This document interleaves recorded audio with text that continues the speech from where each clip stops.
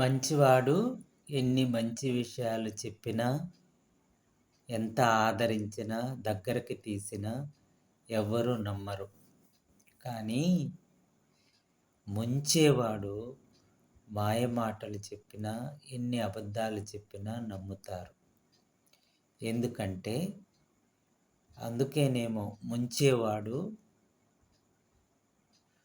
మందిలో ఉంటాడు, జనంలో ఉంటాడు, బాగున్నట్టు నటిస్తాడు. మంచివాడు ఒంటరిగా ఉంటాడు, సింహంలా ధైర్యంగా ఉంటాడు. ఎన్ని బాధలైనా భరిస్తాడు, ఎన్ని అబద్ధాలు చెబుతారో చెప్పని అని ఎదురు చూస్తూ ఉంటాడు, ఎన్ని నిందలైనా భరిస్తారు. జాగ్రత్త కలిగి ఉండండి.